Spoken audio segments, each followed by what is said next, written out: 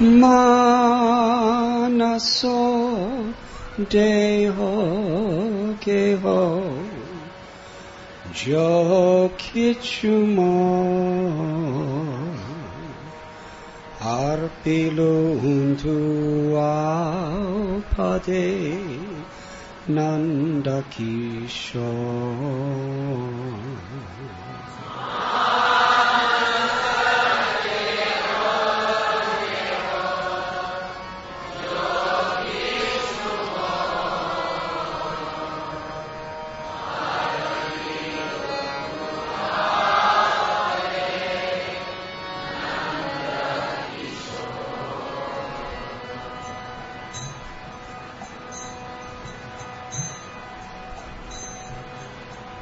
Manaso deho geho jo kichumo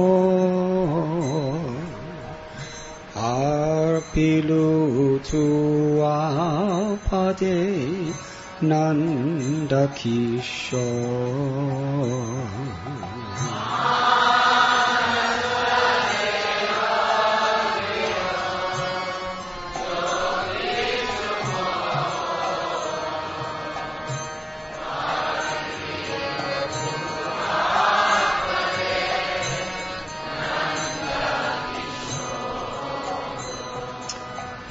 Manaso deho geho jo kichumo arpilu tu apade nandakisho.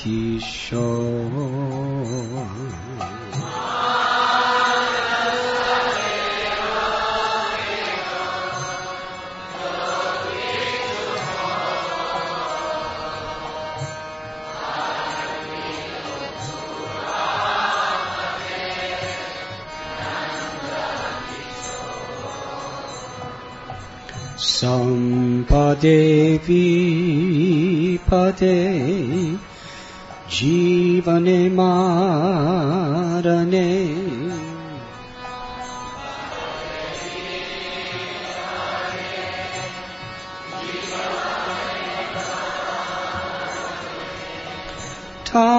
tayamama gelatuao opadavarane.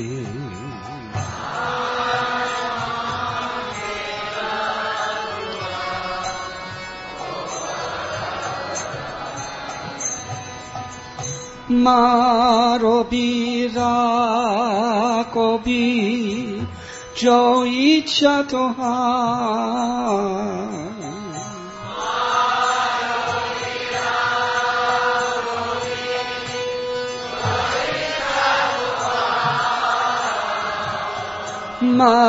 Marobira kobi jo icha tohara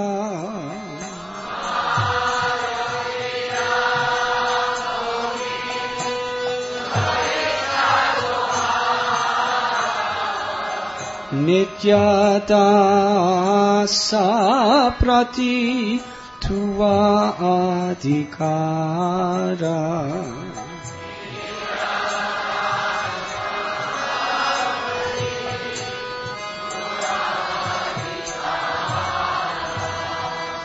Nityata saprati tuva adhikara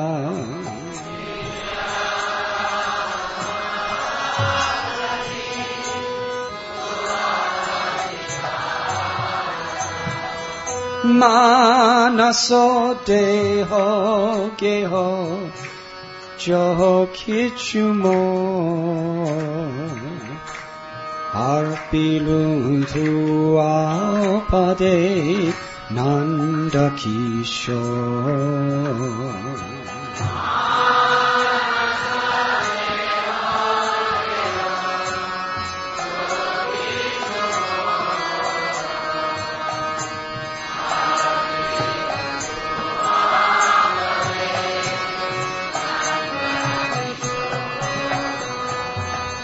Janma bimoy icha jadito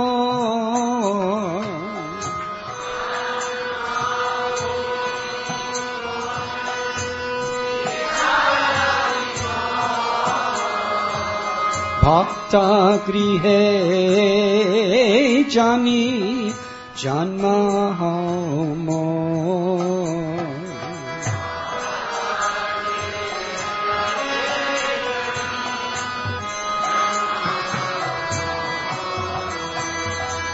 Manaso deho keho joho kichumo Apilum tu apade Nanda Kishore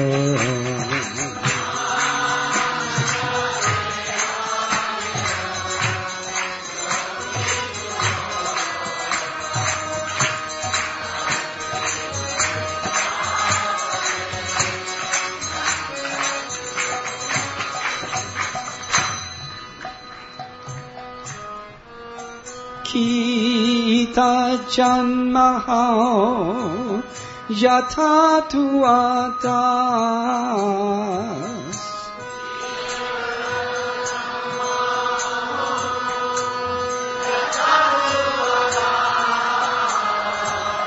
Bahir mukha brahma janme nahiya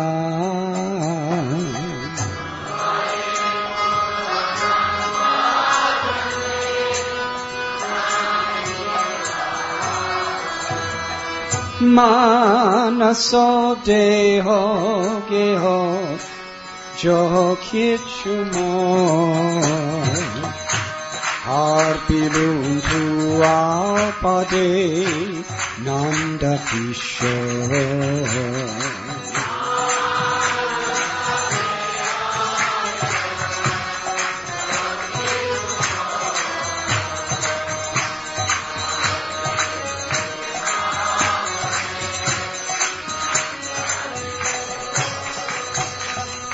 Bhakti mukti spriha dihina je bhakta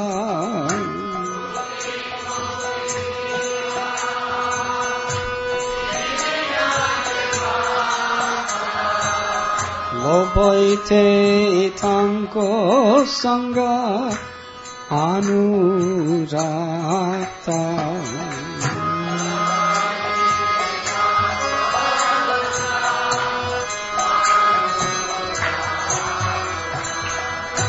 Manaso deho geho jo kichumo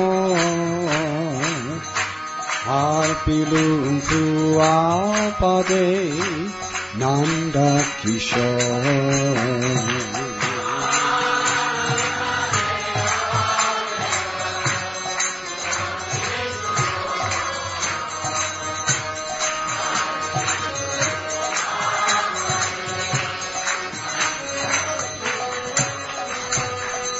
Janaka janani doyita tonai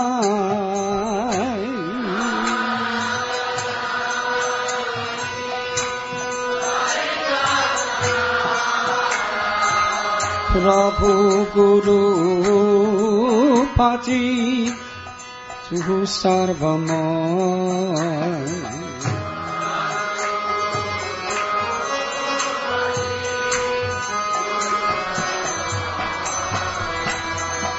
Manaso deho geho jo kichumo Arpilum tu apade Nanda Kishore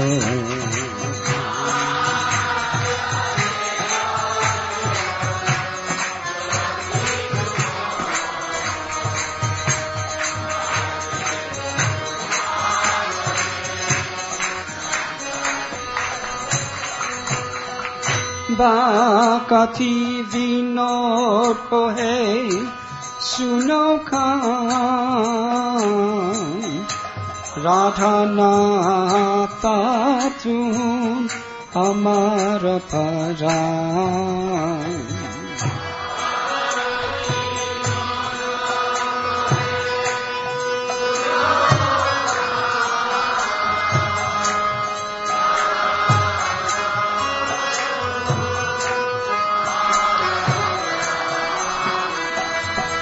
Manaso deho geho jokichumo Harpilum tuapade Nanda Kishore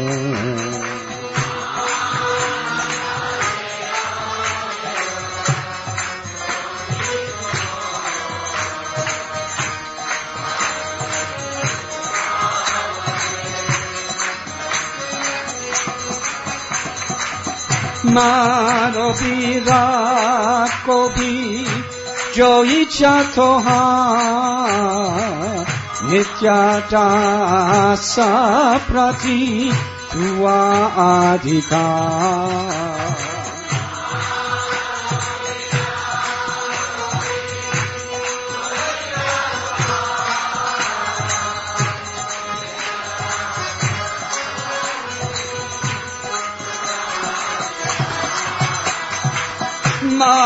Marovira Kobi Joicha Tohara Nityata Saprati Tua Adhikara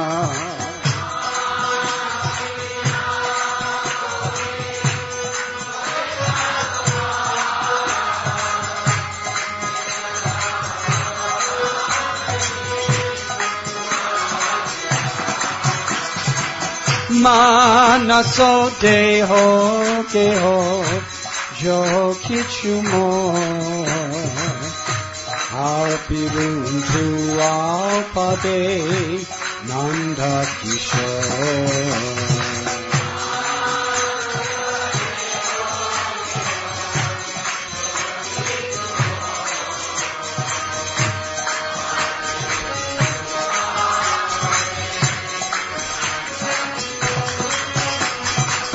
Manaso deho geho jokichumo Harpilum tuapade Nanda Kishore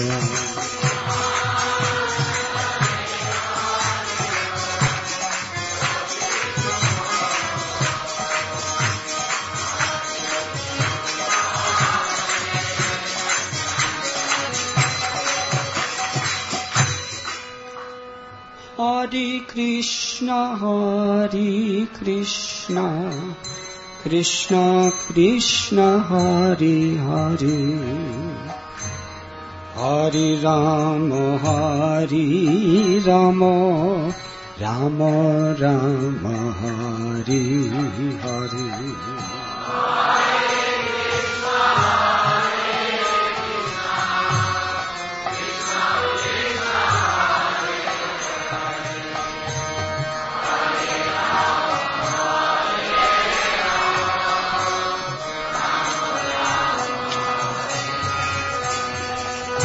Hare Krishna,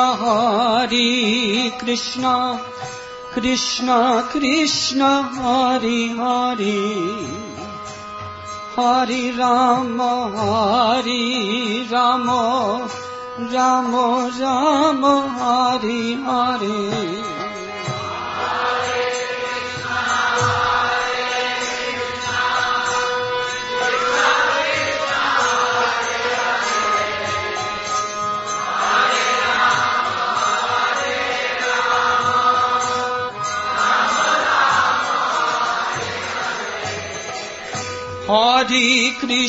Hare Krishna, Krishna Krishna, Hare Hare, Hare Rama, Rama Rama, Hare Hare.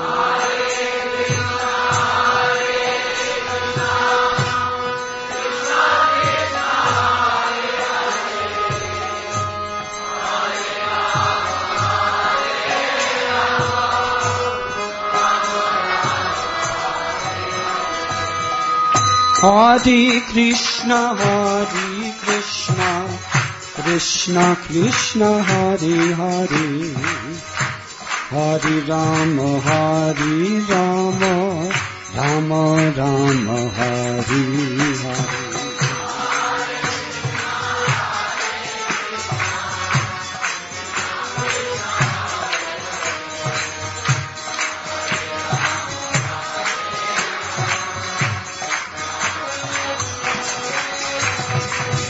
Hare Krishna, Krishna Krishna, Hare Hare, Hare Rama,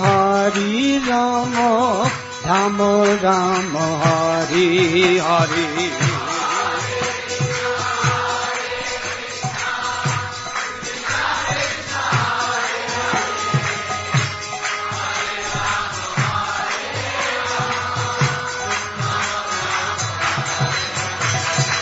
Hare Krishna, Krishna Krishna, Hare Hare, Hare Rama, Rama Rama, Hare Hare.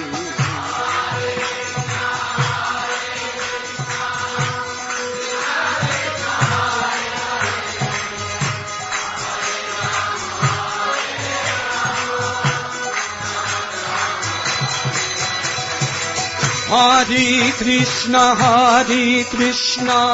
Krishna Krishna, Hare Hare, Hare Rama, Rama Rama, Hare Hare. Everybody, louder please.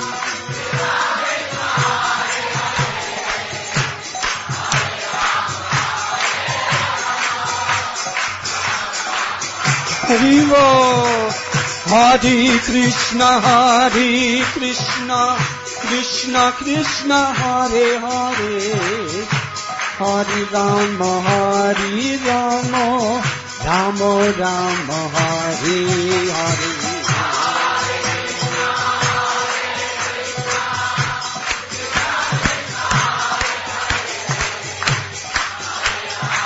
Haribo.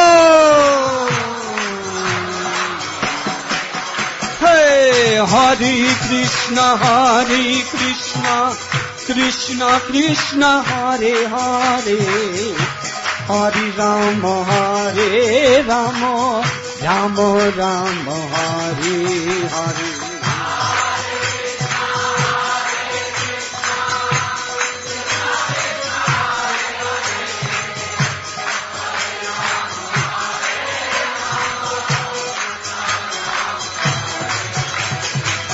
Hare Krishna, Krishna Krishna, Hare Hare, Hare Rama,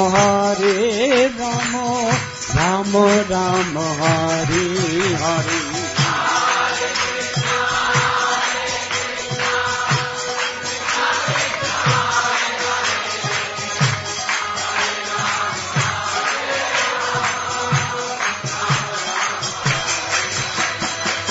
Hare Krishna, Krishna Krishna, Hare Hare, Hare Rama, Rama Rama, Hare Hare.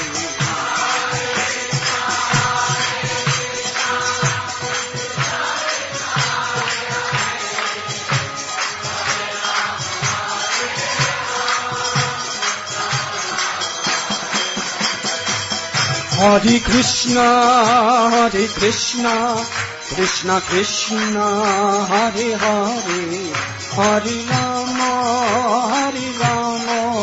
Rama Rama, Hare Hare.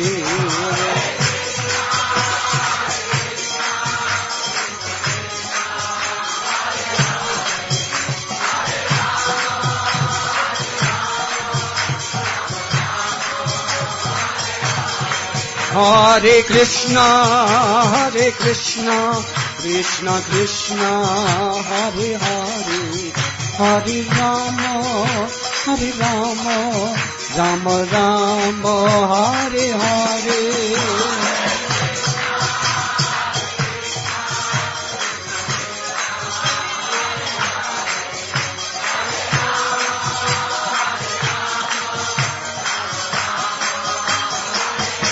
Jai Jai Prabhupada, Prabhupada, Prabhupada, Prabhupada.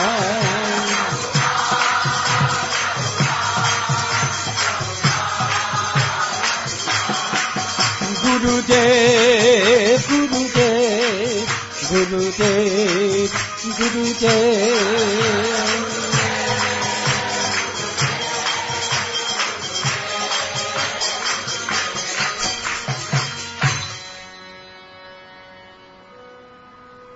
Manaso deho geho jo kichumo arpilum tu pade Nanda Kishore.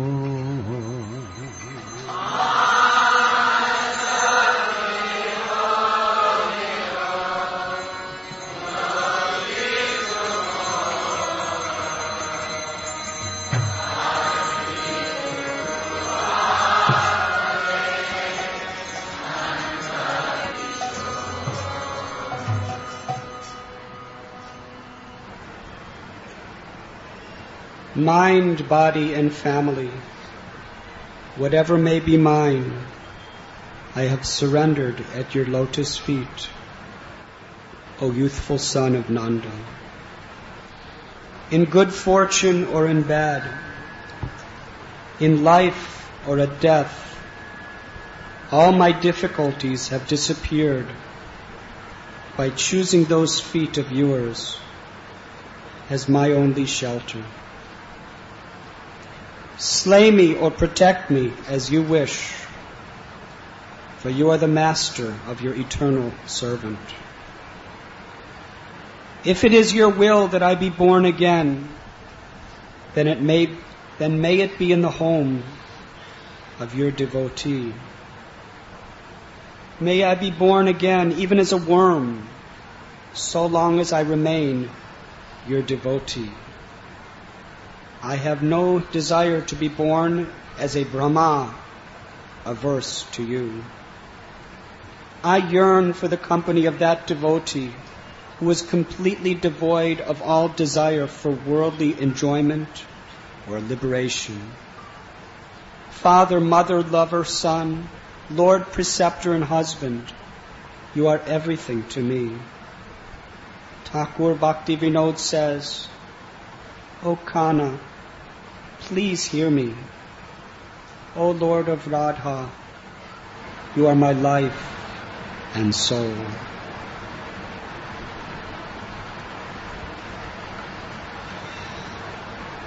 Hare Krishna.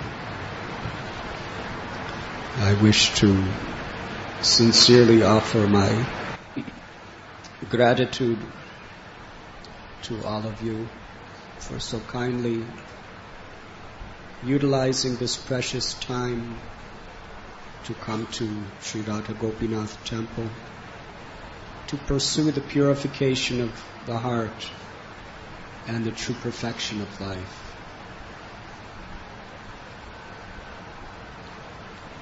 We have sung this deeply meaningful song of Srila Thakur Bhaktivinoda, wherein he is teaching us the practical application of true surrender to the mercy of the Lord. He is offering his body, mind, home, wealth, life, family, everything in the service of the Lord. He is not concerned with either good fortune or bad fortune, or even life or death. For all difficulties disappear by choosing to take shelter of the Lord's lotus feet. Slay me or protect me as you wish, for you are the master and I am your eternal servant.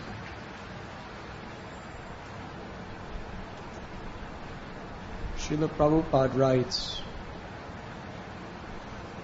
in the Krishna, the Supreme Personality of Godhead book,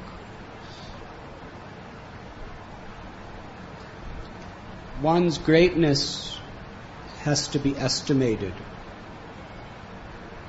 by how one tolerates provoking situations.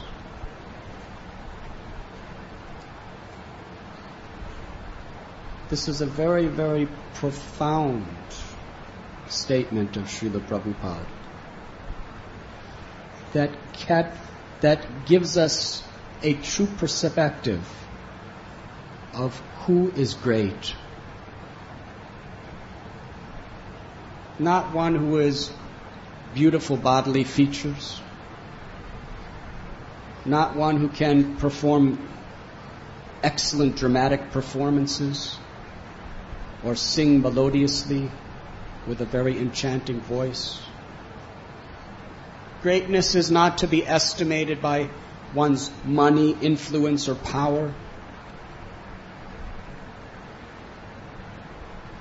One's greatness is not to be estimated by one's physical strength or athletic abilities.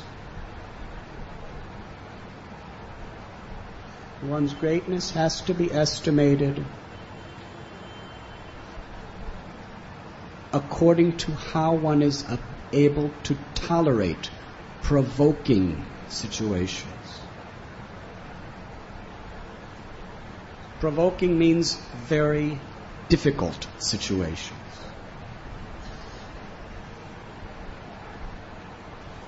It was by this criteria that Bhrigu Muni came to the conclusion that Krishna or Vishnu is the Supreme Personality of Godhead.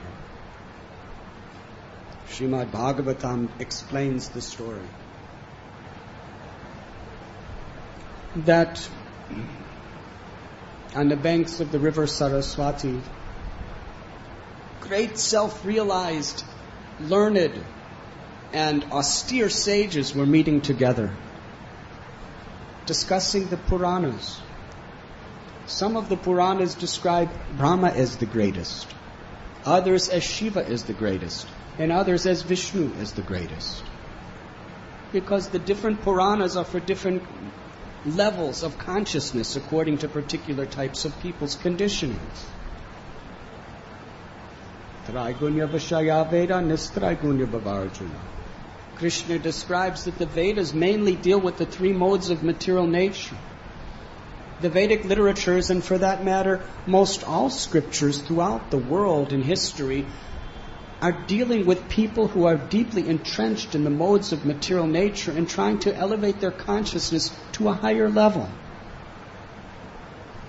But ultimately, what is the essence? What is the perfection? What is the goal that all the scriptures are describing?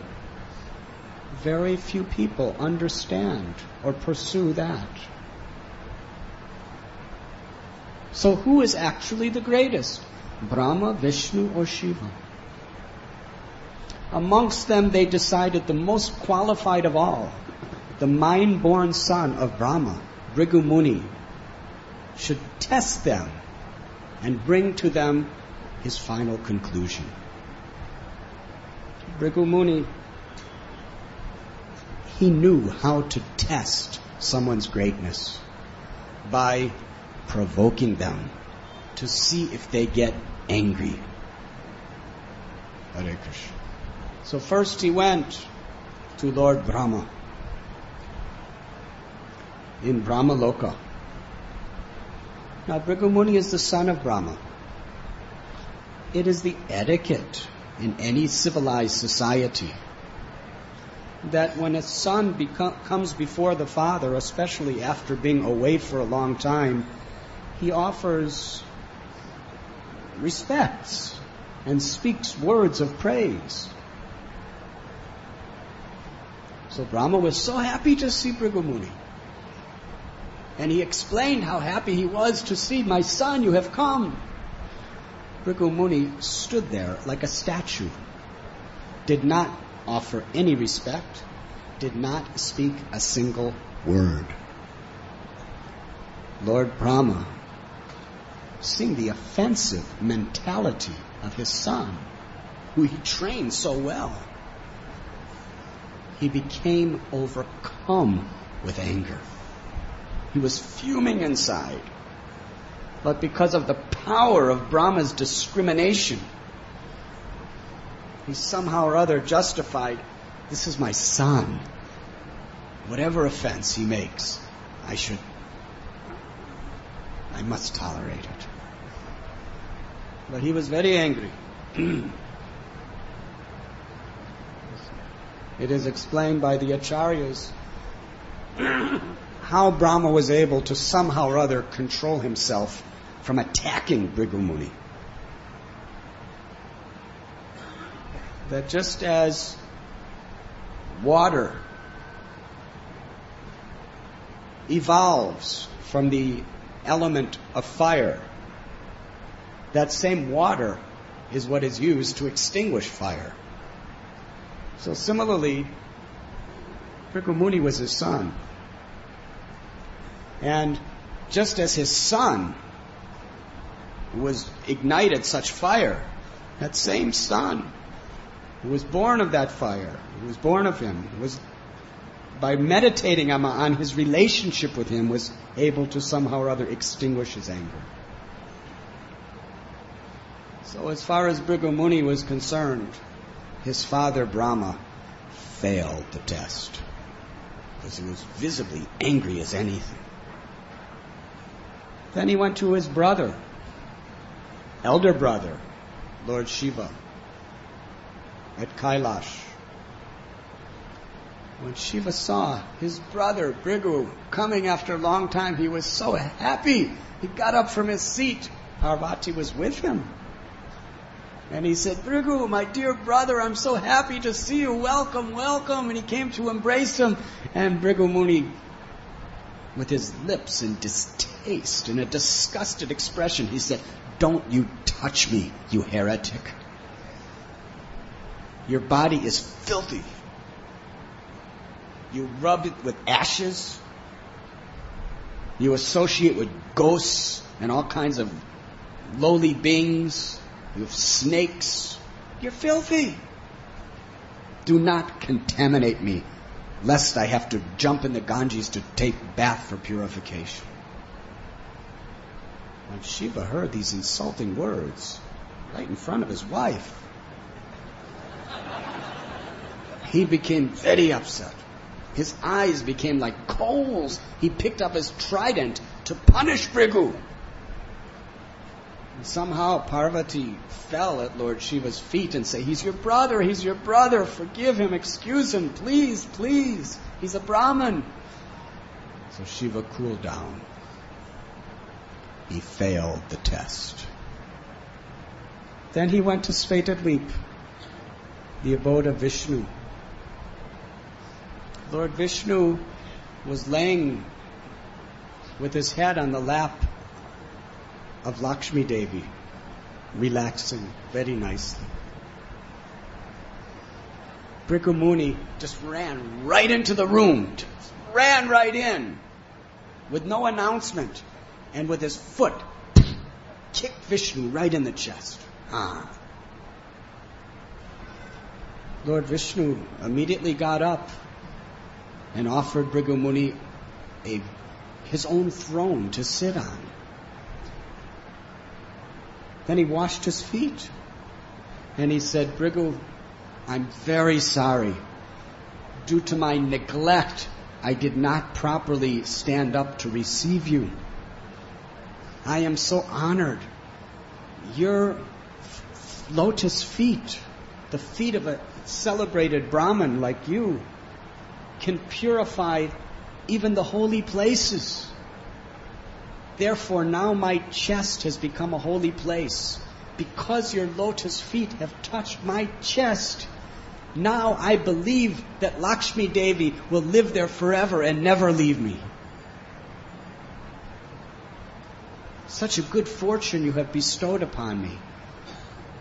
But I regret that your feet are so soft, so tender, and my chest is hard like a thunderbolt. Perhaps I have committed the offense, not only of not welcoming you properly, but of hurting your feet.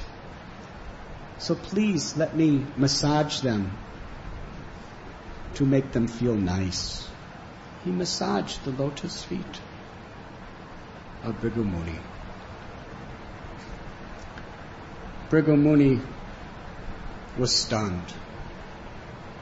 Literally, he was practically paralyzed in ecstasy. He couldn't move. He couldn't speak. Tears of ecstatic love were flowing from his eyes for a long time. According to Sri Chaitanya Bhagavat, after a long time of being stunned in ecstasy, he began to dance in ecstasy. Couldn't say a word.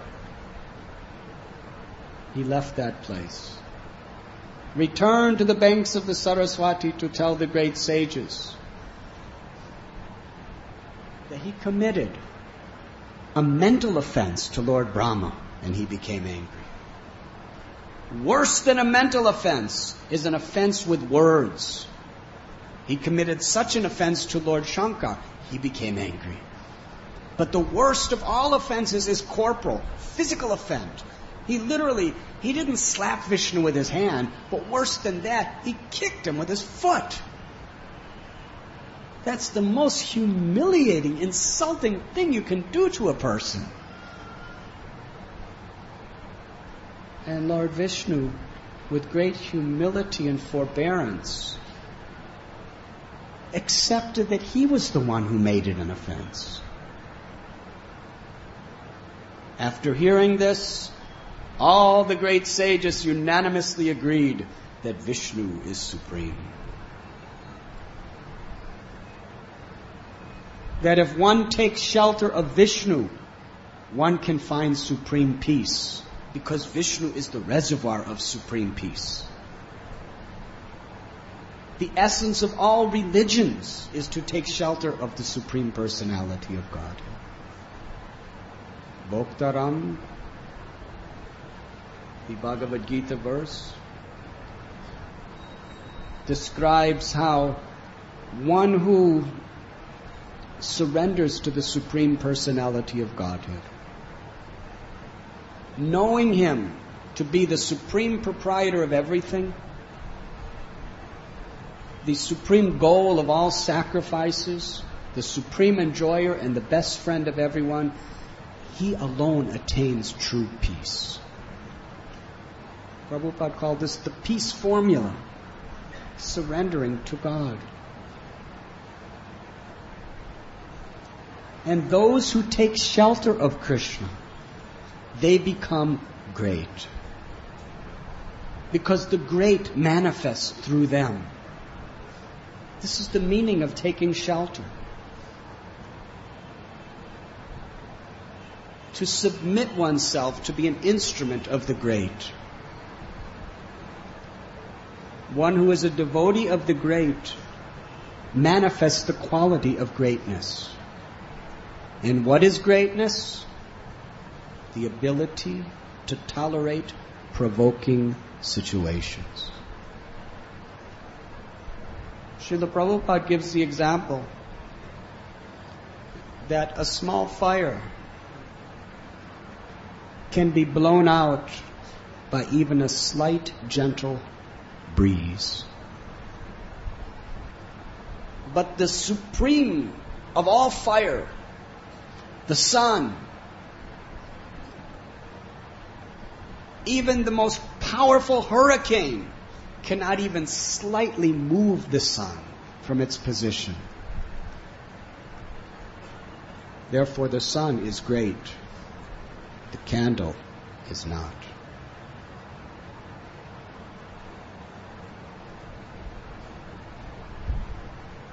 It is provoking situations that not only test our realization in Krishna consciousness, but it is those same provoking situations that give us the opportunity to become great. And we find in the Holy Scriptures, this is a continuous theme. The graphic difference between a great person and a person who is not great. Especially in regard to the enemy of anger. Kama esha, krodha esha, rajoguna samudbhava. Krishna explains in Bhagavad Gita that the great symbol of sin is lust. When there is lust within the heart, it is transformed into wrath. Lust means the desire to enjoy. There is gross enjoyment and subtle enjoyment. When a provoking situation really is that which interferes with our desire to enjoy. Either enjoy the facilities of this world through our senses, or to enjoy profit, adoration, or distinction.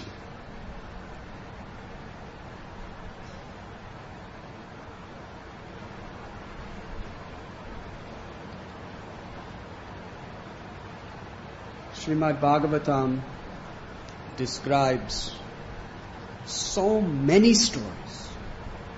Ramayana, Mahabharata, the Puranas, the Sri Chaitanya Charitamrita, which reveal how great personalities are able to tolerate their anger.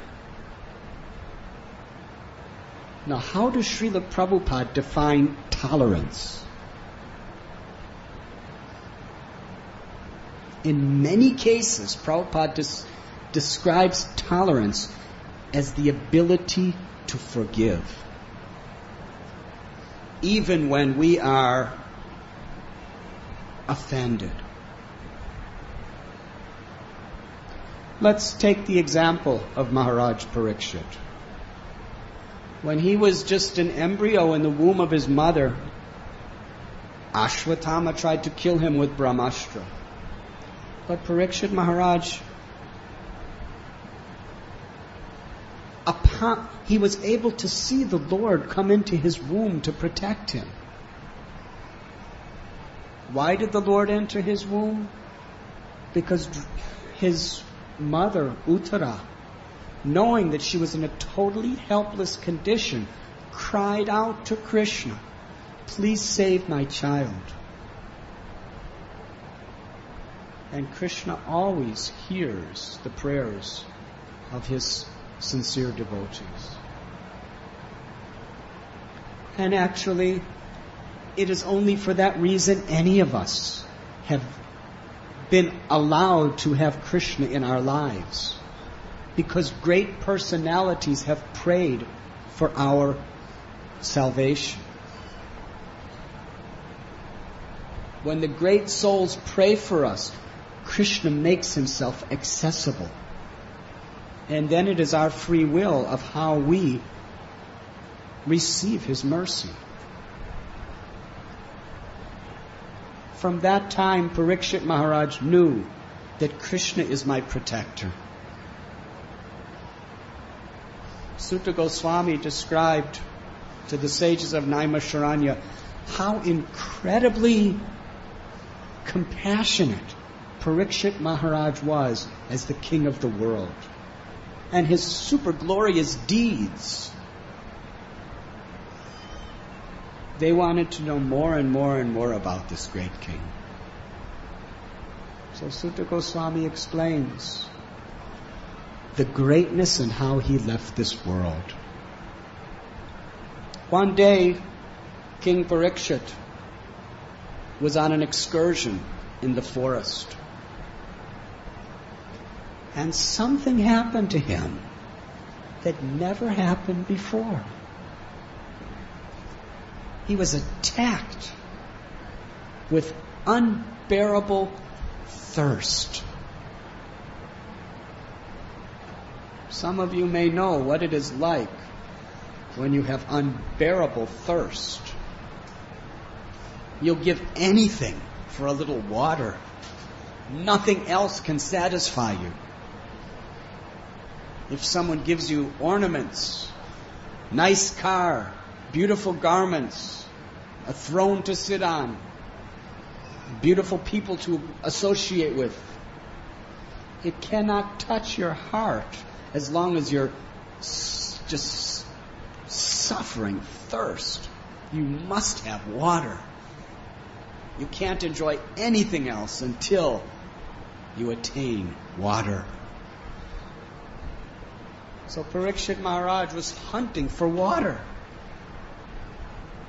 He came to the hermitage of the great sage Samik Rishi, who was sitting in a state of samadhi, meditating on the Lord. Parikshit Maharaj asked him for water. Now, Samik Rishi was a Brahmin, but Parikshit Maharaj is the emperor of the entire planet Earth. There should have been, by natural etiquette, at least an offering of a sitting place and water. But Samik Rishi was so much in another world of meditation, he did not take note that the king had come. So King Parikshit was overcome by the Yoga Maya potency of the Lord. Although he was such a tolerant and great person who could control all of his mind and senses to a perfect degree, somehow or other, the Lord covered him over and put a little bit of desire within his heart to avenge the Rishi. As he was leaving the house with his bow, he picked up a dead serpent and placed it on the shoulder of Samik Rishi. Very, very tiny offense. And he left. But because he was a great king, as the Yoga Maya potency of the Lord kind of wore off, King Parikshit felt terribly guilty. What have I done? Why have I done this? Meanwhile, the son of Samik Rishi, he was inexperienced, immature, and very, very puffed up. Because he was a Brahmin. He was the son of a powerful Brahmin. And he was trained in such a way that he had Brahminical powers. Because he had these opulences of knowledge and power, he became proud. Kali had already been punished and subdued by Maharaj Parikshit. He was looking for some way to overcome the earth. But there was no possibility. The only places Parikshit Maharaj gave him to rule was where there was illicit sex, intoxication, gambling, and meat eating, or where there was too much hoarding of wealth. But Parikshit Maharaj was such a pure devotee and such a wonderful example. He was like the father of all human society. Therefore, there was no such illicit activities. Therefore, Kali was stranded without any powers to affect anyone. But he saw in this little boy, Shringi, false pride.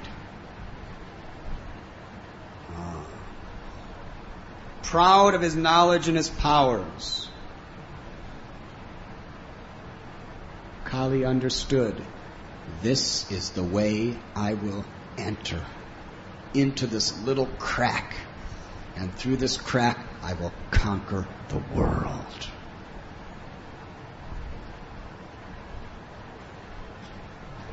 He influenced Shringi to become so angry, so outraged, He spoke to his playmates that this rascal person, he has offended a Brahmin. Since when does the crows and the watchdogs have a right to enter into the homes of their masters and offend them? What to speak of eat off the same plate as them? The Kshatriyas are simply like watchdogs. They're supposed to stay outside of the house of the Brahmins and protect them. But this king, due to his impudence, has lost all proper behavior, and he has offended my father. Now watch what I will do. He sipped water from the Kaushik River, and then he pronounced a curse. On 7 days from today, this low-class person in the guise of a king will meet his death by the snake bird Takshaka. I proclaim this curse.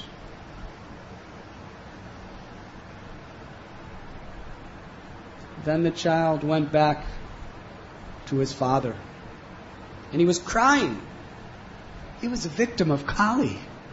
He was crying because he really didn't know whether he did the right thing or not. But it was done.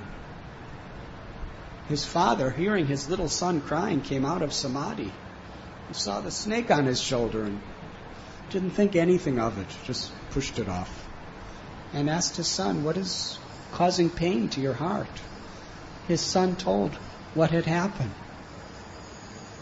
Samik Rishi was overwhelmed with grief. Such a little offense didn't mean anything, putting a snake on someone's shoulder. He told his son, do you not know that King Parikshit is a pure devotee of Lord Krishna?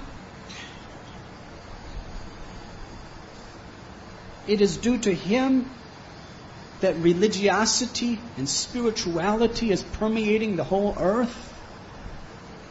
Without him, dacoits, thieves, and rogues will plunder the common people. He knew what was in store in the age of Kali. He grieved piteously.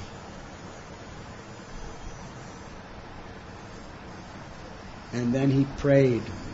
He prayed to the Supreme Personality of Godhead to forgive his son for this horrible offense. Meanwhile, King Parikshit was in his palace, and he was thinking in his mind that I have committed an offense. Let whatever reaction is meant for me come now. Whatever Krishna sees fit to do to punish me, I am willing to accept. Then he got the message from Samik Rishi that he was cursed to die in 7 days. Maharaj Parikshit accepted this as good news. He saw this as the mercy of the Supreme Personality of Godhead, an opportunity to detach himself from all the entanglements of social and domestic affairs in this world and to completely take shelter of the Lord. As Thakur Bhaktivinoda prays, slay me or protect me as you wish, for you are the master of your eternal servant. This truly was the practical example of Maharaj Parikshit.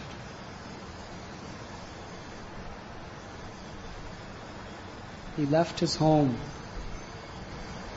and sat on the banks of the Ganges to meditate on the Supreme Personality of Godhead, fasting until death. Seeing the great king with such a grateful heart. Actually, King Parikshit was thinking of going back to Samik Rishi to beg forgiveness. But he knew Samik Rishi was suffering so much due to the activities of his son. If he were to face him, it would only cause more pain to the great sage. So out of etiquette, he went directly to the Ganges. Great sages and rishis from all over, they all came to assemble there. They wanted to be there to serve the king till that last moment. King Parikshit humbly bowed down to each of the sages and Brahmins as they appeared. And to each one, he presented what was his decision. I have vowed to fast till death, simply hearing the glories of the Supreme Personality of Godhead. Do I have your blessings? Is this the right thing for me to do? Although he was king of the world, he had no pride. He knew that any decision is not auspicious without the confirmation and blessings of great souls. He would not act independently.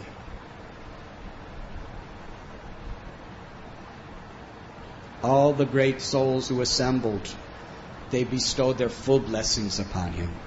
They confirmed that, yes, this is a glorious thing you are about to do, and we will be here with you until you leave this world.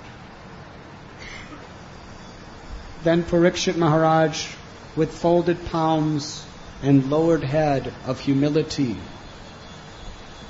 asked two questions of the great sages. What is the highest occupation for people living in this world, for all classes of people living in this world? And what is the prime duty of a person who is about to die? It was at that time that the great son of Vyasadeva, Sukadev Goswami, appeared and spoke Srimad Bhagavatam to answer these two questions for Maharaj Parikshit.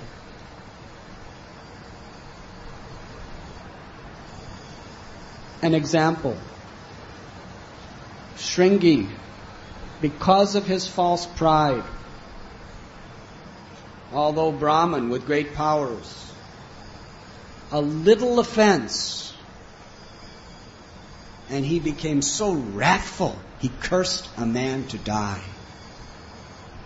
And King Parikshit, he didn't deserve that by all social, ethical, or moral standards.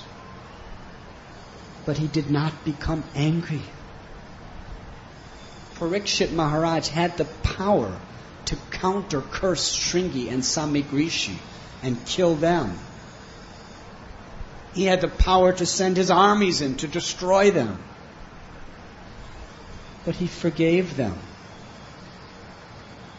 He considered he deserved it for his offense, and he took shelter of the Supreme Personality of God. Therefore, Parikshit Maharaj is celebrated even 5,000 years later as a great personality because of how he tolerated a provoking situation.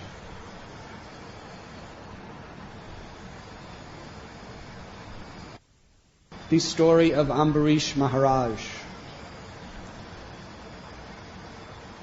He didn't even commit an offense to Durvasa Muni. At Madhuban, on bank of Jamuna, in Brajbhumi, Ambarish Maharaj was performing a whole year Ekadasi fast. And it was just the time to break the fast. This was in a previous yuga, where all these technicalities were very, very important to observe. So just at that moment, when he had to break the fast, Durvasa Muni comes to his house. And he receives him with so much affection. Durvasa Muni's, I want to take bath, then I will come for prasad. While he was in bath, the Brahmins told Ambarish, if you don't break your fast now, all the good effects for yourself and for the whole world will be nullified. So with their permission, he took little Charanamrit, a drop of water that washed the feet of the Lord. Because according to the scriptures, drinking Charanamrit is simultaneously breaking fast and not breaking fast. He took a drop of Charanamrit. Durvasa Muni is so powerful, he knew it. How did he know? He was such an accomplished yogi. But due to some pride in his heart, he was outraged. He drank Charanamrit before feeding me? Directly, with thunderous anger, he approached Ambarish and began to blaspheme him with horrible words, then created a monstrous fiery demon to kill Ambarish. Ambarish Maharaj did not even try to defend himself. He just offered his respectful obeisances to the Supreme Personality of Godhead. Slay me or protect me, as you wish. You are the master and I am your eternal servant. In that spirit, Ambarish Maharaj simply accepted the Lord's mercy in whatever way it came. Thus the Lord, who always protects his devotees, sent Sudarshan, who killed the fiery demon and attacked Durvasa Muni, who fled. He ran, he flew, he went to Indraloka, to Brahmaloka. Brahma said, it is Vishnu's chakra, I cannot help you. He went to Shiva Loka. He's an expansion of Shiva. Shiva said, it is Vishnu's chakra, I cannot help you. He went to Vaikuntha Loka. That was his power. And Vishnu said, you offended my devotee, I cannot help you. My devotees have given their lives to me, therefore I give my life to my devotees. My devotee is always thinking of me, I'm always thinking of my devotee. My devotee sacrifices everything for me, I will sacrifice everything for my devotee. Your only salvation is to fall at the feet and get the mercy of Ambarish.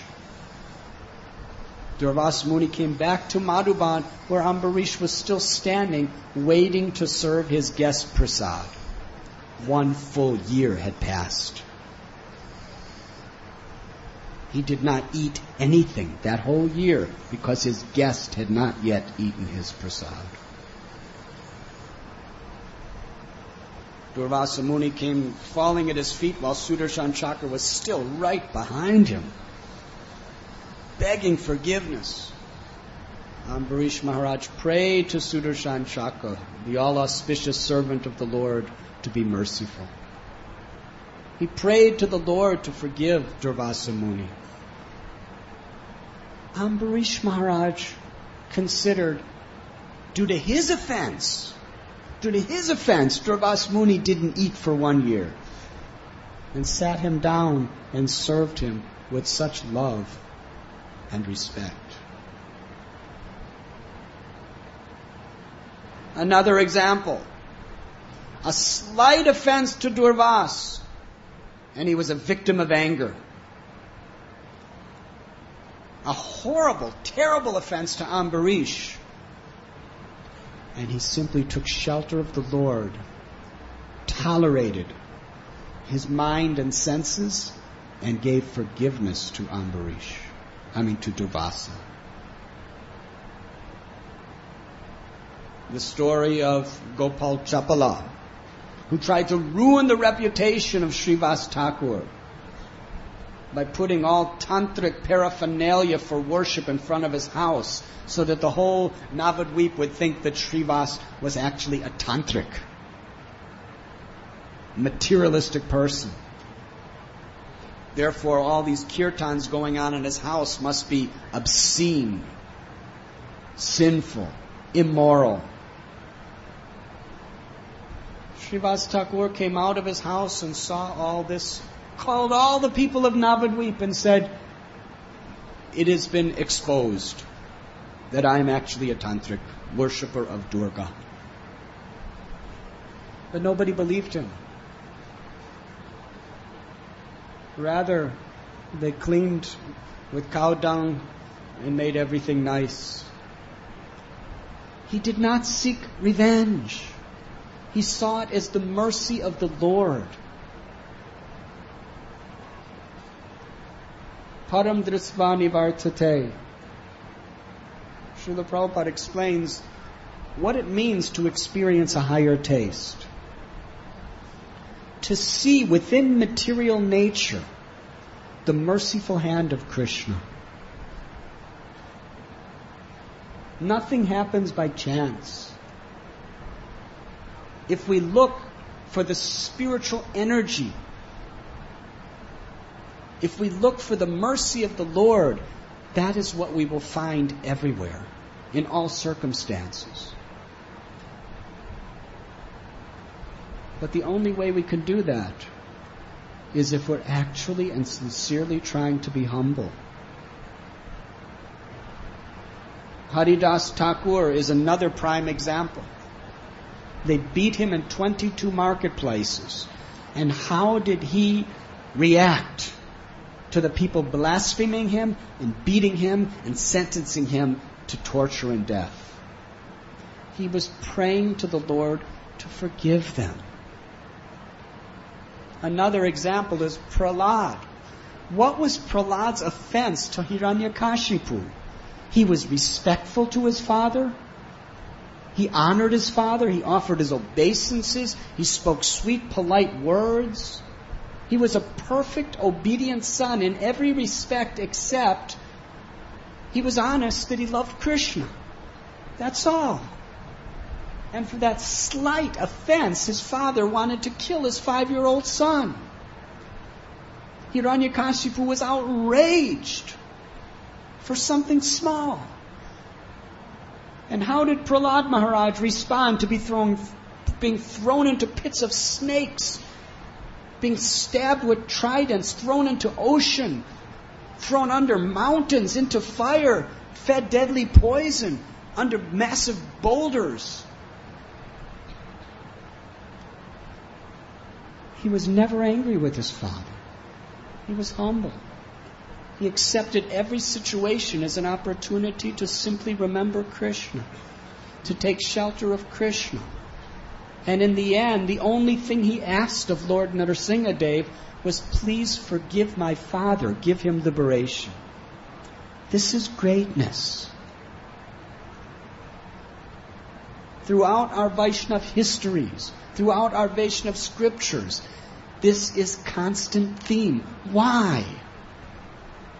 Because it is absolutely necessary for every aspiring devotee to understand this principle and apply it to their life. You cannot really make proper spiritual advancement unless you are able to forgive people who offend you. Mundane, egoistic consciousness is to hold grudges, to avenge people, to wish bad for people. Certainly, if someone offends the Lord or His devotees, we should protect. But when offenses come to us, our greatness has to be estimated according to how we tolerate those provoking situations. And Krishna, He is, as the Paramatma, the supreme professor who is grading us every time He sends a test. And our spiritual advancement is going to be determined according to how we show Krishna our sincerity, to live by this principle.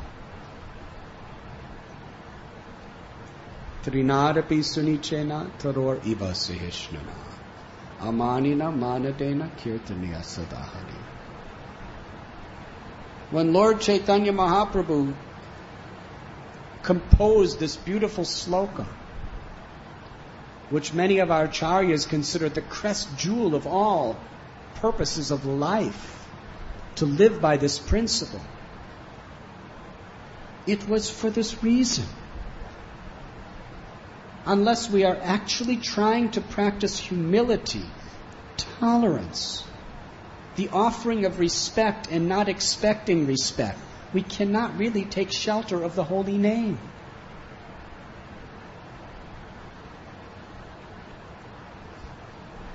Therefore, we should estimate greatness according to this principle, not simply external appearances. Lust is also a provoking situation. Haridas Thakur was presented all the enjoyments of this world by Maya Devi herself in the form of a beautiful woman. But he tolerated that provoking situation. He maintained the sanctity of his vows. He took shelter of Krishna in his holy name. Therefore, he is considered a great personality.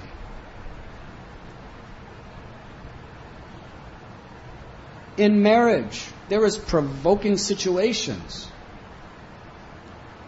I've never been married, but I have heard, and I've read some things also, that there's many, many provoking situations, maybe at every moment. Two egos, a man and a woman living in the same house. Very difficult. And then children, and every parent wants to be the controller of their children, but every parent realizes, I cannot control them. It's very humiliating. It's insulting to the ego. When the wife doesn't listen to the husband, when the husband doesn't properly appreciate the wife, and when the children act completely contrary to whatever the mother and father are telling them, it's very humiliating situations, very provoking.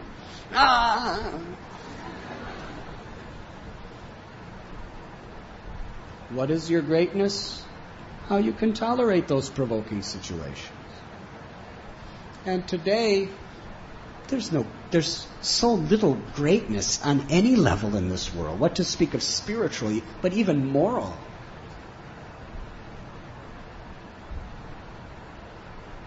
Previously, no matter what difficulties were there between husband and wife, somehow or other they somehow tolerate and adjust and maintain the sanctity of their vows. But in this age, when things are not conducive to our enjoyment, provoking situations create such a network or chain reaction of violent reactions.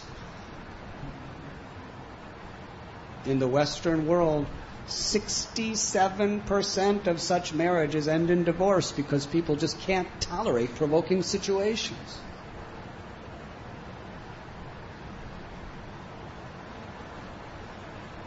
Tolerance means to be forbearing and to be forgiving. Tolerance means to maintain the sanctity of our vows, to maintain the sanctity of our morality, to maintain the sanctity of our faith under any situation. And the more we're tested, the greater the opportunity there is to make spiritual progress.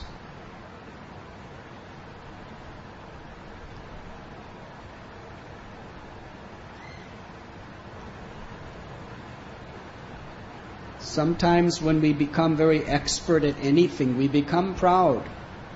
And that pride builds a certain estimation of ourselves within our own minds. And when people do not respect us according to what we think we expect, our mind burns like fire. When that happens, that should simply be the evidence that I am really a neophyte. I haven't understood. I must really, really work hard to purify myself. A great personality considers himself or herself to be the servant of the servant of the servant. He sees every opportunity every situation as an opportunity to take shelter of the Lord, not take shelter of material solutions to our problems. Durvas Muni, Shringi, Gopal Chapala, all these personalities, Hiranyakashipu, they tried to find material solutions to what they considered a provoking situation. But the Vaishnavas, they took shelter of the Supreme Personality of Godhead. This theme, I will repeat it again, because the theme is repeated again and again and again. It's practically everywhere in Srimad Bhagavatam and Chaitanya Charitamrita, the most important of the Vaishnava scriptures. Why? Because it's all important to understand.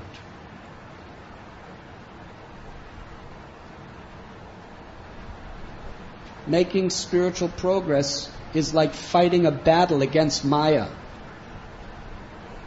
And there's going to be so many battles that come before us in this war. And we must learn to be prepared for each battle. And winning the battle means acting with integrity and taking shelter of Krishna. Losing the battle means forsaking our integrity and taking shelter of the mind and senses. Taking shelter of lower tendencies. The materialistic people, they will think that victory is conquering over another person, getting the best above someone else. But a devotee understands that really has nothing to do with victory. Victory is pleasing Krishna. And that means preserving the faith and the integrity of our ideals and acting with self-control, forgiveness, and tolerance. Therefore, we must arm ourselves with Krishna's mercy so that when these storms come upon us, we can find shelter. And that comes by associating with devotees who are sincerely aspiring for these virtues. By reading the Holy Scriptures about the great personalities, how they act, how they react, how they pray, how they take shelter. That is my aspiration. And then when situations come upon our life, we follow in the footsteps of the great souls. Because we know who is great and what is great. We must learn to take shelter of the Lord. That comes through chanting the holy names regularly and offering prayers. The story of Gajendra. He was big, powerful king of the jungle. He was put in a provoking situation. This insignificant little crocodile, if it was in the land, he could have stomped the head of that crocodile and killed it within a second. Huh? Yes. If he saw that crocodile, Finished. If he bit him with one leg, he would have crushed him with the other. But in the water, he couldn't do that. The water is the crocodile's abode. In the water, crocodile is king. And the land, Gajendra was king. So even though he was so big, strong, the lions and tigers would run away from him in fear when he looked at them in disapproval. But he was in a situation where he tried everything to save himself. It was a terribly provoking situation. And ultimately, what did he do? He lifted a lotus flower and offered it to the Supreme Personality of Godhead and offered beautiful prayers of complete surrender. In essence, what did he pray? Slay me or protect me as you wish, for you are the master and I am your eternal servant.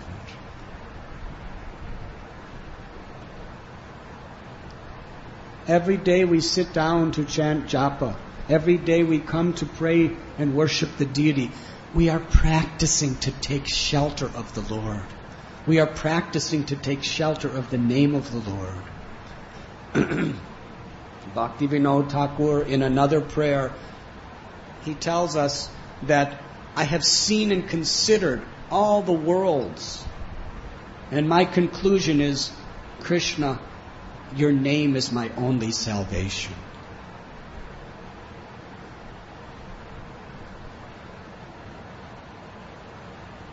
So we must practice taking shelter of the holy name. Practice hearing about the great souls and their devotion to the Lord. And sincerely, earnestly, and honestly try to follow in the footsteps of the great souls in our everyday life. Even in the most ordinary, typical situations that come for us in life, we should be trying to follow in the footsteps of great souls. That is how we become great in the eyes of God. And then when the tests come, and they will come, when we are provoked with greed, we want to accumulate more and more and more and more and more, and we want to use that greed according to our own whimsical, independent desires. That's provocation of Maya. We understand that this money belongs to God. It's a test that my mind and senses are telling me to use it for some other purpose. It should be used in harmony with the will of God, with the blessings of the great souls. Greed is a provocation. Anger is one of the worst provocations. Lust, envy, pride, illusion. These 6 enemies within the mind will provoke us in various ways in our life. Tamstatiksha bharata. We must learn to tolerate them without being disturbed, without letting them disturb the integrity of the ideals that we are living for. And that is possible. Tate nukampam susamikshamano bunjana evatmukritam vipaka. That when the tests come into our life with folded hands, we gratefully accept them as the mercy of the Lord and thank Krishna. Offer obeisances to Krishna. Recently I was in Italy, and one nice lady, she was there. She's dying of severe cancer. It's already spread all over her body. And yet, she just comes to the programs smiling, chanting, whatever possibility she can. She dances. She looks happier than anyone else in the room. And all the devotees are happy. She's so happy looking. She's so grateful. She's so grateful. Devotees are praying for her. I spoke to her. She said, how lucky, how fortunate I am. There's people who are praying for me. If I didn't have this disease, they wouldn't be praying for me. What a great fortune. What a great blessing. She wasn't attached to living or dying. She was simply attached to accepting Krishna's mercy with a grateful heart. This is the reality of a person who practices following in the footsteps of great souls. Living examples.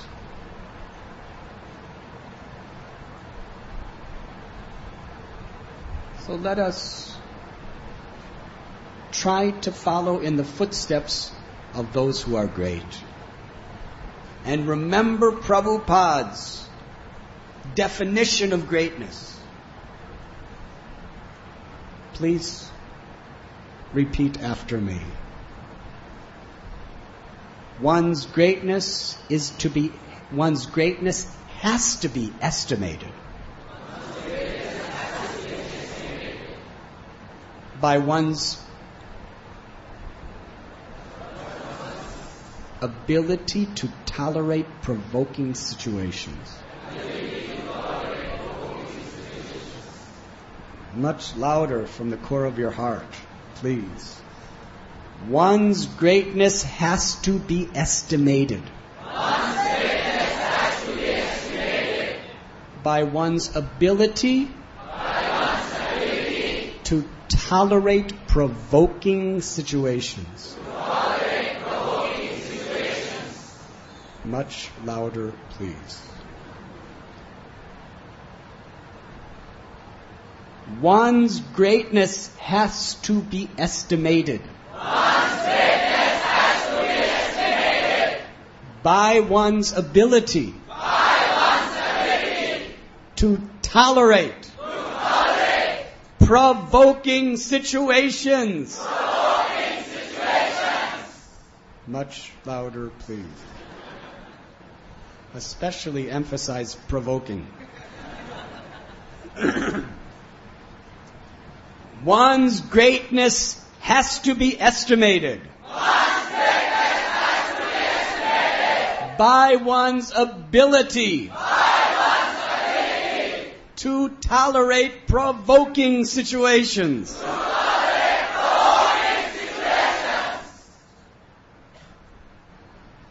Thank you very much.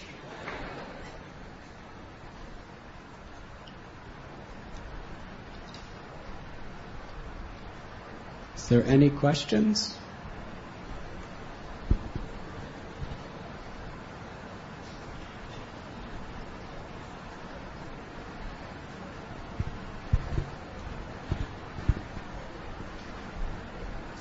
Thank you, Maharaj, for a wonderful class.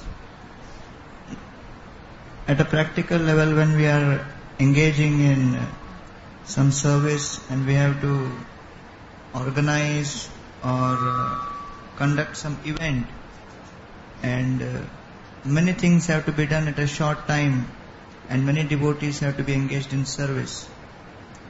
And so in such cases, because the pressure is very high, and considering the consequences of what will happen if there is a mistake, so sometimes one may flare up when something doesn't happen as you have told someone to do, and so many other devotees will be affected by that. So in such cases, what is the practical advice? How to keep one's cool?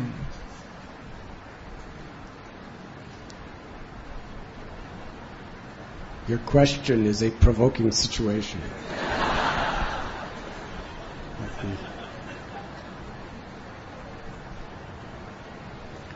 When we are trying to serve the Vaishnavas and we become excited, sometimes overexcited in trying under the pressure of our service.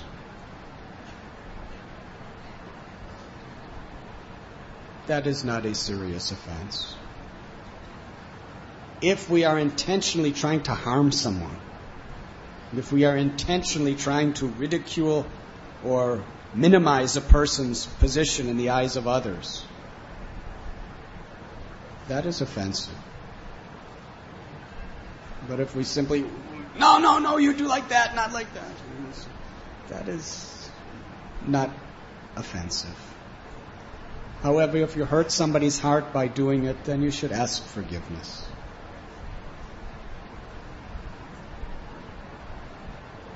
But the provoking situations is when we are offended, when we are insulted, or when lust, envy, anger, greed, pride, or illusion comes upon us. Sometimes in the service of others, we may act in an excited way.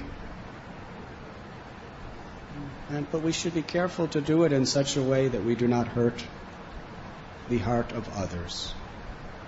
And if we do, we should ask forgiveness. But that is not offensive. Offenses is when you deliberately try to avenge someone for what they have done to you. Or when we give in to our lower nature. Does that answer your question?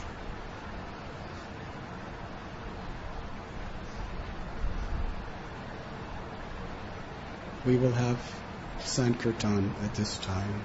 Please, everyone, dance very blissfully and chant the holy names for the pleasure of Sri Radha Gopinath.